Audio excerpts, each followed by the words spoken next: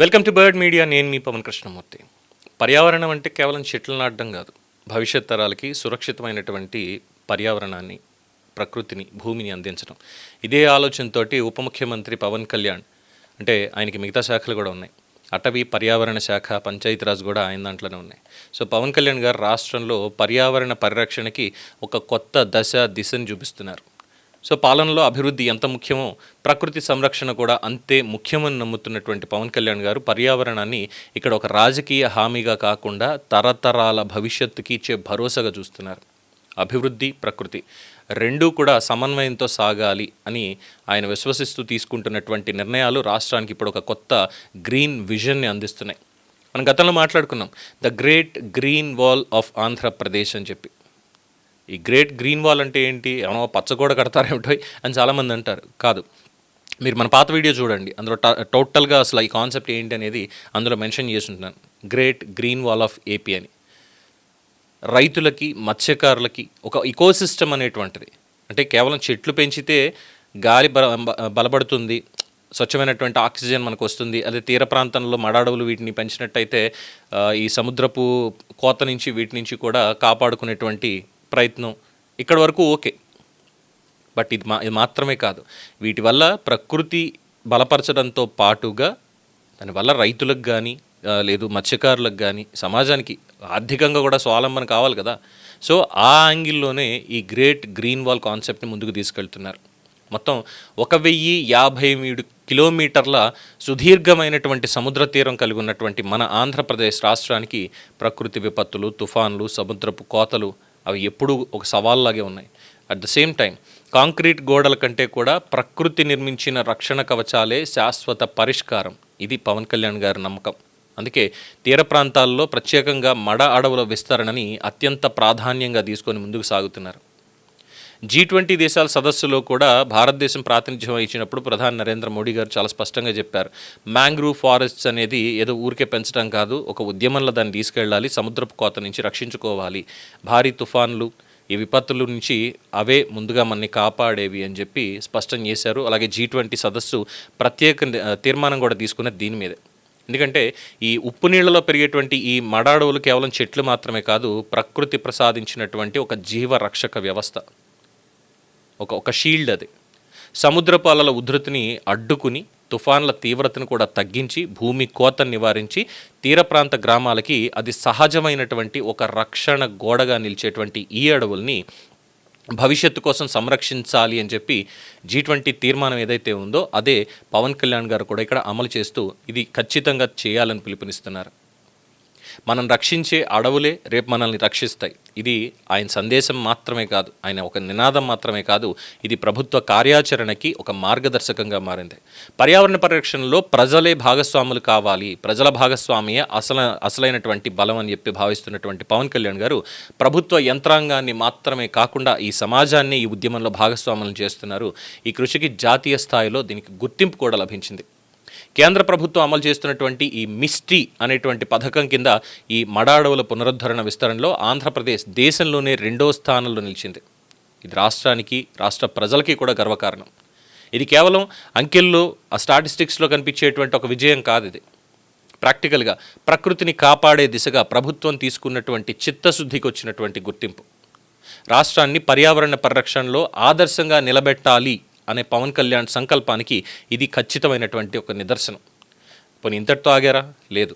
Great green wall of AP ఈ ప్రతిష్టాత్మక కార్యక్రమం ఆయన ముందుకు తీసుకెళ్తున్నారు.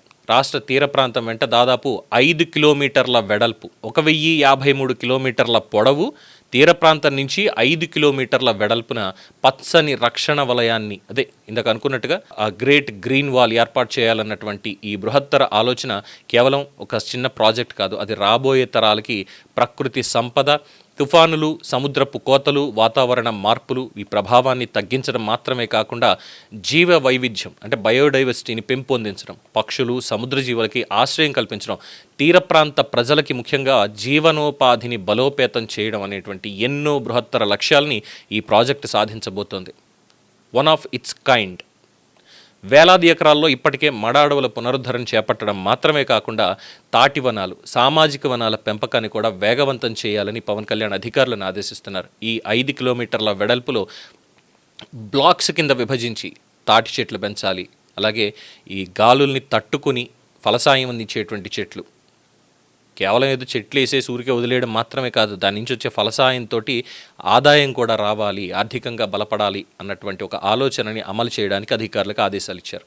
పర్యావరణ పరిరక్షణ ప్రభుత్వ బాధ్యత మాత్రమే కాదు, ప్రతి కుటుంబం, ప్రతి గ్రామం, ప్రతి పౌరుడు కూడా దీంట్లో భాగస్వామి కావాలని ఆయన పదే పదే పిలుపునిచ్చేది దానికే. అందుకే మొక్కలు నాటడం నుంచి వాటిని సంరక్షించడం వరకు ప్రజల భాగస్వామ్యాన్ని ప్రోత్సహిస్తూ పర్యావరణ ఉద్యమాన్ని ఒక సామాజిక బాధ్యతగా మలుస్తున్నారు. పర్యావరణం బలంగా ఉంటేనే మన ఆర్థిక వ్యవస్థ బలపడుతుంది. ప్రకృతి సమతుల్యత ఉంటేనే వ్యవసాయం, మత్స్యకార రంగం, పర్యాటకం, జీవన ప్రమాణాలు అన్నీ కూడా మెరుగుపడతాయి. ఇది పవన్ కళ్యాణ్ ఆలోచన, దాన్నే నమ్ముతున్నారు. అందుకే అభివృద్ధి అంటే కేవలం భవనాలు, రహదారులు, పరిశ్రమలు, ఉద్యోగాలు ఇది మాత్రమే కాదు, ప్రకృతిని కూడా కాపాడుతూ ముందుకు సాగేటువంటి సుస్థిర అభివృద్ధి అనేది ఆయన ఆచరణలో కూడా చూపిస్తున్నారు. ఈరోజు ప్రపంచంలో వాతావరణ మార్పులు మనం చూస్తూనే ఉన్నాం. ఇవన్నీ మానవాళికి అత్యంత పెను సవాళ్లుగా మారినటువంటి సమయం. తుఫానుల నుంచి ఏ విధంగా వస్తుంది, మామూలుగా తుఫాను పక్కన పెట్టేద్దాం, ఒక భారీ వర్షం పడినప్పుడు ఏ రకంగా ఉంటుందనే చూస్తున్నాం కదా. సో అలాంటిది ఇక సముద్రం ఒక్కసారి ఆగ్రహం తీసుకుంటే, ప్రకృతి కనుక ఆగ్రహం తెచ్చుకుంటే, దివిసీమ ఉప్పెన చూసాం మనం, 96 తుఫాన్ చూసాం, హుదూద్ చూసాం, తిత్లీ చూసాం, ఇలా ఎన్నో. ఎంత నష్టం జరిగింది, ఏమైంది, తీర ప్రాంతం ఎందుకంత నిర్వీర్యంగా మారిపోతోంది అన్నటువంటిది కూడా చూసాం.